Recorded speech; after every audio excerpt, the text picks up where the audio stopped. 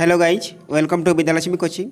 Guys, मैं आप लोगों के लिए आज क्लास 10 इतिहास चैप्टर नंबर 1 लेकर आए हैं, जो कि यूरोप में राष्ट्रवाद का उदय लेकर आए हैं। ओके, तो यूरोप में राष्ट्रवाद का उदय से रिलेटेड जितना बेसिक क्वेश्चन है वो आज हम बताने वाले हैं। और ये बुक NCERT के लिए है और CBSE के लिए भी है। ओके, तो चलिए दोनों बुक हैं। चलिए हम लोग बढ़ते हैं बेसिक क्वेश्चन की ओर। देखिए, फर्स्ट क्वेश्चन है, नेपोलियन ने इटली पर आक्रमण कब किया। फिर देखिए 2 नंबर क्वेश्चन है, 19वीं सदी में ऐसी कौन सी ताकत उभरी जिसने यूरोप की राजनीतिक और भौतिक दुनिया में भारी परिवर्तन किए। तो इसका उत्तर होंगे राष्ट्र राज्य का उदय, यानी सही उत्तर फर्स्ट नंबर। ओके, फिर देखिए 3 नंबर क्वेश्चन है, निम्न में से कौन सा लक्षण नेपोलियन की संहिता का लक्षण नहीं है। तो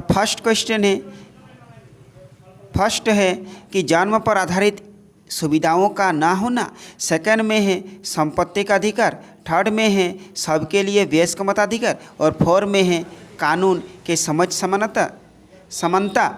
और 4 में है कानून के समझ समानता।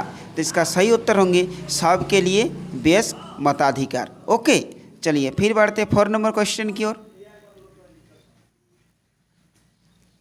देखिए 4 नंबर क्वेश्चन है कि वियना कांग्रेस किस वर्ष में आयोजित की गई है। तो इसका पहला जवाब 1815, दूसरा 1816, चौथा 1817। 5 नंबर क्वेश्चन है, निम्न में कौन 1815 की वियना संधि से संबंधित नहीं है। तो इसका सही उत्तर होंगे 2 नंबर, यानी ड्यूक मेटरनिक। ओके, फिर देखिए 6 नंबर क्वेश्चन है कि नेपोलियन युद्धों के दौरान हुए बदलावों को खत्म करना किस संधि का उद्देश्य है। तो इसका सही उत्तर होंगे वियना संधि। फिर देखिए 7 नंबर क्वेश्चन है, किसने कहा था कि जब फ्रांस छिंकता है तो बाकी यूरोप को सर्दी जुकाम हो जाता है। यह कहे थे मेटरनिक ने, यानी आपका सही उत्तर होंगे 4 नंबर। फिर देखिए 8 नंबर क्वेश्चन है कि संधि ने यूनान को एक स्वतंत्र देश के रूप में मान्यता दी। तो आपका सही उत्तर होंगे कॉन्स्टेंटिनोपल संधि, यानी सही उत्तर होंगे आपका 2 नंबर। फिर चलते क्वेश्चन नंबर 9 की ओर। क्वेश्चन नंबर 9 है कि आयरलैंड में प्रोटेस्टेंट के विरुद्ध आंदोलन का नेतृत्व किसने किया। तो आयरलैंड ने प्रोटेस्टेंट के विरुद्ध आंदोलन का नेतृत्व बोल्ट फटोन ने किया था। ओके, आपका सही उत्तर होंगे नंबर 2। फिर देखिए 10 नंबर क्वेश्चन है कि आंखों पर पट्टी बांधे हुए और तराजू लिए हुए महिला किस बात का प्रतीक है। तो यह न्याय का प्रतीक है, यानी सही उत्तर होंगे आपका 3 नंबर।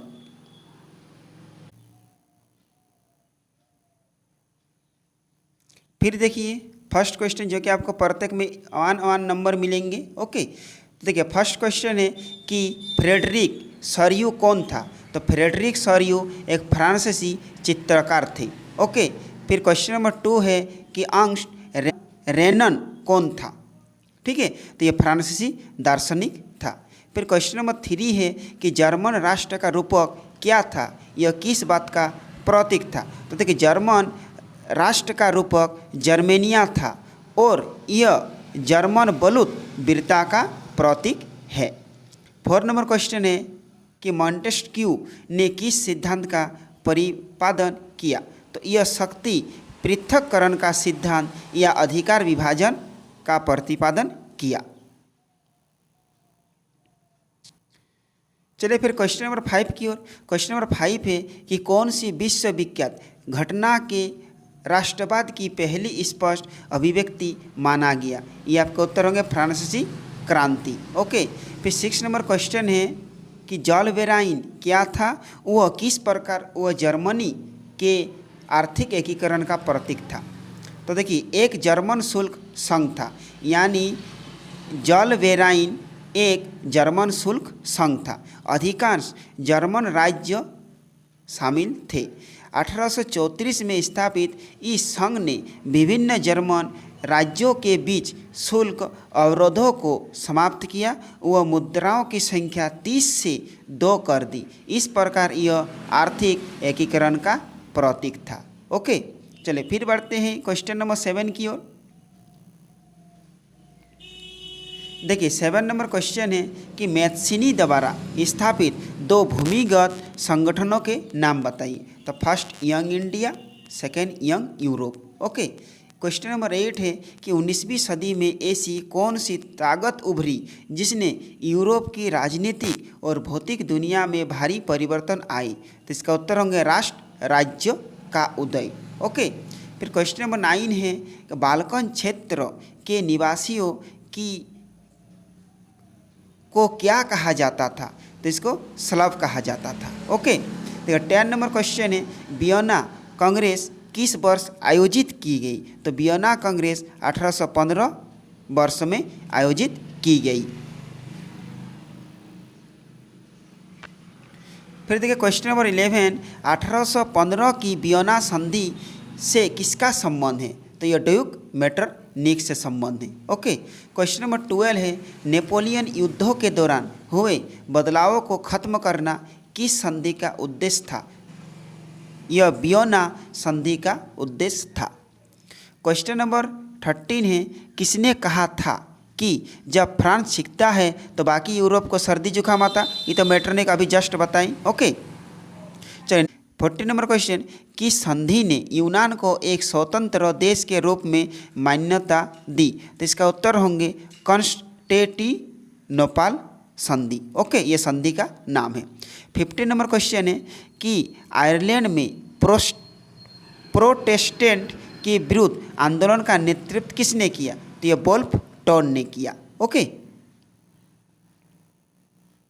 अब चलिए अब 3 या 5 नंबर पाने वाले क्वेश्चन की ओर हम लोग बढ़ते हैं, जो कि अब थोड़े लॉन्ग होंगे। ओके, देखिए फर्स्ट क्वेश्चन है कि फ्रांसीसी क्रांतिकारियों ने फ्रांसीसी लोगों में सामूहिक पहचान की भावना किस प्रकार पैदा की?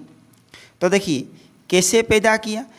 इसका पितृभक्ति और नागरिकता के विचार पर, फिर नए राष्ट्रीय चिन्ह, केंद्रीयकृत प्रशासनिक व्यवस्था और राष्ट्रीय भाषा के रूप में। ओके, फिर आपका एक समान भार व मान की व्यवस्था।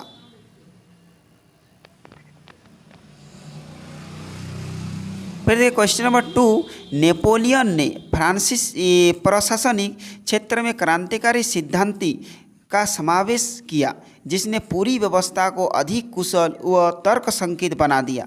समीक्षा कीजिए, मैंने इसके बारे में बताई। तो कि नेपोलियन की संहिता फर्स्ट में ग्रामीण प्रशासनिक व्यवस्था में सुधार किया, सेकंड में शहरी क्षेत्र में सुधार किया, उसके बाद व्यापार में भी सुधार किया। ओके, देखिए क्वेश्चन नंबर 3 है यूरोप के राष्ट्र के विचार के निर्माण में संस्कृति ने किस प्रकार महत्वपूर्ण भूमिका निभाई? तो आप लोग क्वेश्चन देकर लिख सकते हैं कि यूरोप के राष्ट्र के विचार में निर्माण में संस्कृति ने निम्न प्रकार महत्वपूर्ण भूमिका निभाई। तो फर्स्ट में कला, काव्य, कहानियों, संगीत ने राष्ट्रवादी भावना को विकसित किया। सेकेंड, लोकगीत, जनकाव्य व लोकनृत्य। सेकंड में थर्ड में लिखना है स्थानीय बोलियों व लोक साहित्य पर बल दिया और भाषा। ओके, चलिए फिर 4 नंबर क्वेश्चन की ओर बढ़ते हैं। देखिए क्वेश्चन नंबर 4 है कि जर्मनी के एकीकरण की प्रक्रिया का वर्णन कीजिए। तो आप लोग क्वेश्चन देकर लिख सकते हैं कि जर्मनी के एकीकरण की प्रक्रिया का वर्णन निम्न है। ओके, तो नंबर वाइज लिखना है। फर्स्ट नंबर लिखना है कि आरंभ विलियम प्रथम के प्रशासन के सिंहासन पर आसीन होना। फिर 2 नंबर लिखना है बिस्मार्क द्वारा जर्मन एकीकरण की भूमिका तैयार करना। फिर सेकंड में लिखना है वियना कांग्रेस। फिर 4 में एकीकरण में बधाई। ब्रिटेन में राष्ट्र राज्य का निर्माण एक लंबी प्रक्रिया का परिणाम किस प्रकार था? तो देखिए यह किसी उथल पुथल या क्रांति नहीं था, एक लंबी चलने वाली प्रक्रिया का नतीजा था। नंबर वाइज लिखना आप लोग फर्स्ट नंबर देकर लिख सकते हैं, पहले निरीह जातीय पहचान, राष्ट्र की अहमियत व सत्ता में वृद्धि। फिर सेकंड में लिखना है 1688 में राजतंत्र से संसद द्वारा ताकत छीने जाना। फिर थर्ड में लिखना है 1707 में यूनाइटेड किंगडम ऑफ ब्रिटेन का गठन। फिर फोर्थ नंबर देकर लिखना है कि स्कॉटलैंड पर प्रभुत्व, आयरलैंड को 1801 में बलपूर्वक यूनाइटेड किंगडम में शामिल किया गया। फिर नेक्स्ट में लिखना है नए ब्रिटिश राष्ट्र का निर्माण, आंग्ल संस्कृति का दबदबा, राष्ट्र के प्रतीक झंडा का राष्ट्रगान को बढ़ाया, पुराने राष्ट्र मात्र सहयोगी रूप में लिया। ओके,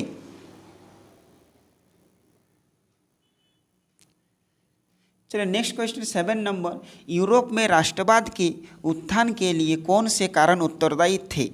तो कौन से कारण उत्तरदायी थे? देखिए फर्स्ट में राष्ट्र राज्य का उदय, लोकतंत्र सिद्धांत को बढ़ावा, राजनीतिक सामाजिक आर्थिक समानता पर बल, अन्य राष्ट्रों में मानवीय अधिकारों की मांग और निरंकुश राजतंत्रों में क्रांतिकारी प्रतिक्रियाएं, ये यूरोप में राष्ट्रवाद के उत्थान के लिए कारण थी। ओके, क्वेश्चन नंबर 8 है, फ्रांसीसी क्रांति का न केवल फ्रांस पर अपितु पूरे विश्व पर गहरा प्रभाव पड़ा, इसकी आपको समीक्षा करना है।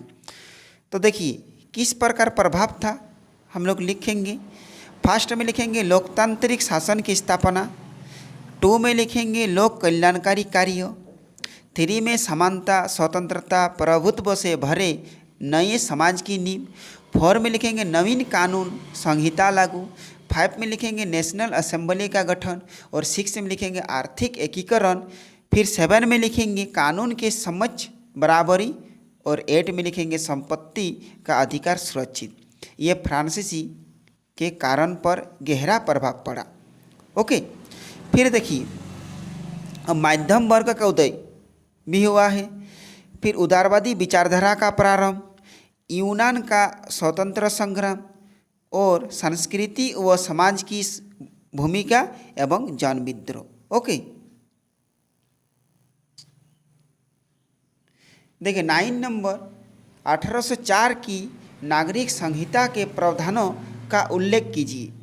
तो आप लोग क्वेश्चन देकर लिख सकते 1804 की नागरिकता संहिता के प्रावधानों का उल्लेख निम्नलिखित है या निम्न है और डैश देकर छोड़ देना है। ओके, नंबर वाइज लिखना है जन्म पर आधारित सुविधाओं की समाप्ति, 2 नंबर देखकर लिखना संपत्ति के अधिकार की बहाली, 3 नंबर लिखना है जमींदारी व सामंती व्यवस्था की समाप्ति, 4 में लिखना यातायात तथा संचार व्यवस्था में सुधार और 5 में लिखना मानक नाप तोल के पैमाने चलाएगी। ओके,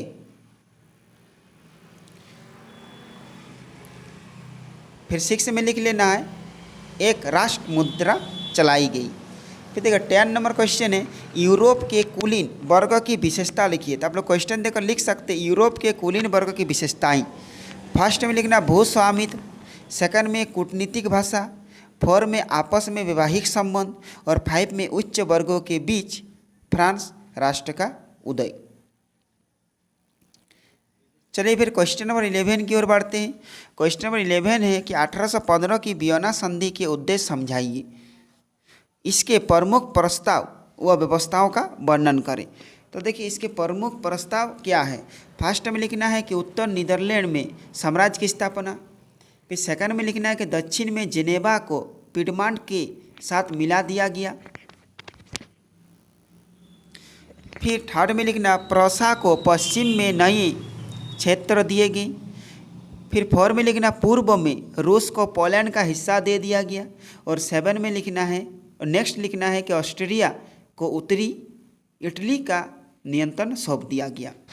ओके, देखो 12 नंबर में आपको लिखना है, क्वेश्चन है 12 नंबर कि यूरोप में उदारवादियों द्वारा समर्पित राजनीतिक सामाजिक एवं आर्थिक आदर्श क्या थे। चलिए क्या क्या थे। कानून के समझ समानता थे, वयस्क मताधिकार के पक्ष में नहीं थे, बाजार की स्वतंत्रता तथा राज्य द्वारा वस्तुओं व पूंजी के प्रभाव पर लगे प्रतिबंध को समाप्त करने के पक्षधर में थे। ओके, चलिए 13 नंबर, औद्योगिकरण की वृद्धि ने किस प्रकार यूरोप के सामाजिक और राजनीतिक समीकरण बदल दिए। चलिए कैसे बदल दिया।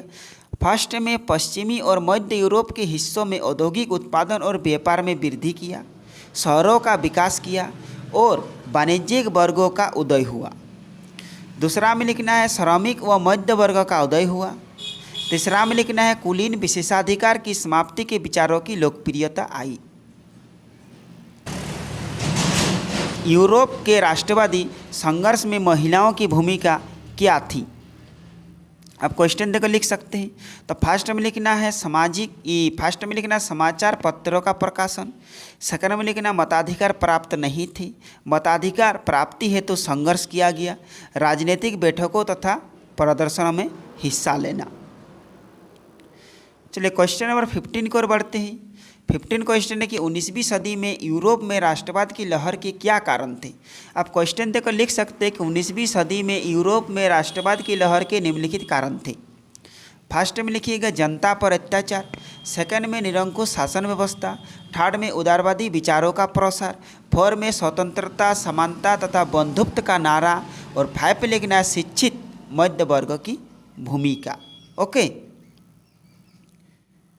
चलिए क्वेश्चन नंबर 16 की ओर बढ़ते हैं।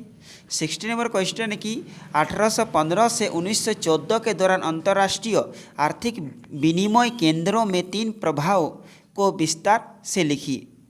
आप लोग क्वेश्चन देकर लिख सकते हैं कि 1815 से 1914 के दौरान अंतर्राष्ट्रीय आर्थिक विनिमय केंद्रों के 3 प्रभाव निम्न है। फर्स्ट लिखना है वस्तुओं का प्रभाव, सेकंड लिखना है पूंजी का प्रभाव और थर्ड में लिखना है लोगों का प्रभाव। ओके, फिर देखिए क्वेश्चन नंबर 17 नंबर क्वेश्चन है कि फ्रांसीसी क्रांतिकारियों ने फ्रांसीसी लोगों में सामूहिक पहचान की भावना किस प्रकार पैदा किया। चलिए फर्स्ट में पितृभक्ति और नागरिक के विचार की भावना को पैदा किया। सेकंड में नए राष्ट्रीय चिन्ह की भावना को पैदा किया। थर्ड में केंद्रीकृत प्रशासनिक व्यवस्था, फोर में राष्ट्रीय भाषा और फाइव में लिख लेना है एक समान भार व मान की व्यवस्था की भावना पैदा किया। चलिए नेक्स्ट 18 नंबर क्वेश्चन की ओर बढ़ते हैं। नेपोलियन द्वारा लागू किए गए प्रशासनिक सुधारों के विषय में बताइए। आप लोग क्वेश्चन देकर लिख सकते हैं कि नेपोलियन द्वारा लागू किए गए प्रशासनिक सुधार निम्न प्रकार है। फर्स्ट में लिखना है नेपोलियन की संहिता, सेकंड में लिखना है ग्रामीण प्रशासनिक व्यवस्था में सुधार, थर्ड में लिखना है शहरी क्षेत्र में सुधार और फोर में लिखना है व्यापार में सुधार। चलिए क्वेश्चन नंबर 19 की ओर बढ़ते हैं। क्वेश्चन नंबर 19 है कि 1804 की नागरिक संहिता के प्रावधान का उल्लेख करें। तो आप लोग क्वेश्चन देकर लिख सकते हैं कि 1804 की नागरिक संहिता के प्रावधान निम्नलिखित हैं। चलिए आप लोग को फर्स्ट नंबर में लिखना है जन्म के आधार पर सुविधाओं की समाप्ति, सेकंड में लिखना है संपत्ति के अधिकार की बहाली, थर्ड में लिखना है जमींदारी व सामंती व्यवस्था की समाप्ति और फोर में लिखना है यातायात तथा संचार व्यवस्था में सुधार। चलिए क्वेश्चन नंबर 20 की ओर बढ़ते हैं। यूरोप के कुलीन वर्ग की विशेषताएं बताइए। तो यूरोप के कुलीन वर्ग की विशेषताएं जीवन जीने की समान शैली, भू स्वामित्व, कूटनीतिक भाषा, आपस में वैवाहिक संबंध। क्वेश्चन नंबर 11 है यूरोप में उदारवादियों द्वारा समर्पित राजनीतिक, सामाजिक और आर्थिक आदर्श क्या थे। तो आर्थिक आदर्श कानून के समझ समानता थे, वयस्क मताधिकार पक्ष में नहीं थे, वे बाजार की स्वतंत्रता तथा राज्य द्वारा वस्तुओं एवं पूंजी के प्रभाव पर लगे प्रतिबंध को समाप्त करने के पक्षधर थे। चलिए क्वेश्चन नंबर 22 की ओर बढ़ते हैं। 1815 की वियना संधि का उद्देश्य बताइए। तो 1815 की वियना संधि का उद्देश्य निम्न है। फर्स्ट में लिखना है उत्तर में नीदरलैंड साम्राज्य की स्थापना, सेकंड में लिखना है दक्षिण में जेनेवा को पिडमांट के साथ मिला दिया, थ्री में लिखना प्रोसा को पश्चिम में नए क्षेत्र दिए गए और फोर में लिखना है पूर्व में रूस को पोलैंड का एक हिस्सा दे दिया गया। चलिए 22 नंबर क्वेश्चन की ओर बढ़ते हैं। 22 नंबर क्वेश्चन है, औद्योगिकीकरण की वृद्धि ने किस प्रकार यूरोप के सामाजिक और राजनीतिक एकीकरण इस समीकरण में बदल दिया। तो देखिए फर्स्ट में लिखना है, पश्चिमी और मध्य यूरोप के हिस्सों में औद्योगिक उत्पादन और व्यापार में वृद्धि से शहरों का विकास और वाणिज्यिक वर्गों का उदय हुआ। सेकंड में लिखना श्रमिक और मध्य वर्ग का उदय हुआ। और थर्ड में लिखना कुलीन विशेषाधिकारों की समाप्ति के विचार की लोकप्रियता आई। चलिए क्वेश्चन नंबर 14 की ओर बढ़ते हैं। क्वेश्चन नंबर 24 है, 1815 से 1814 के दौरान वस्तु विनिमय 3 प्रकार कौन कौन से थे। तो वस्तुओं की परवाह, पूंजी की परवाह और लोगों की परवाह। क्वेश्चन नंबर 25 है, यूरोप के राष्ट्रवादी उदय संघर्षों में महिलाओं की क्या भूमिका रही। तो इसका उत्तर होंगे, स्वयं की राजनीतिक संगठनें बनाई, समाचार पत्र का प्रकाशन किया, मताधिकार की प्राप्त नहीं थे और राजनीतिक बैठकों तथा प्रदर्शन में हिस्सा लिया। चलिए अब बढ़ते नेक्स्ट क्वेश्चन, और यही क्वेश्चन आपका लास्ट है कि 19वीं सदी में यूरोप में राष्ट्रवाद की लहर के कारण क्या थे। तो आप लोग क्वेश्चन देकर लिख सकते हो, 19वीं सदी में यूरोप के राष्ट्रवाद की लहर का कारण निम्न थे। फर्स्ट में लिखना जनता पर अत्याचार, सेकंड में निरंकुश शासन व्यवस्था, थर्ड में लिखना उदारवादी विचारों का प्रसार, फोर्थ में लिखना स्वतंत्रता, समानता एवं बंधुत्व का नारा, और 5 में लिखना शिक्षित मध्य वर्ग की भूमिका। तो गाइज इतिहास चैप्टर नंबर 1 का बेसिक क्वेश्चन जितने थे हम बता चुके हैं। और फिर नेक्स्ट वीडियो में आपका इसी चैप्टर से रिलेटेड जितना अभ्यास का क्वेश्चन है वो भी हम आंसर बताने वाले हैं। तो चलिए मेरे साथ बने रहिएगा, फिर मिलेंगे नेक्स्ट वीडियो में, तब तक बाय।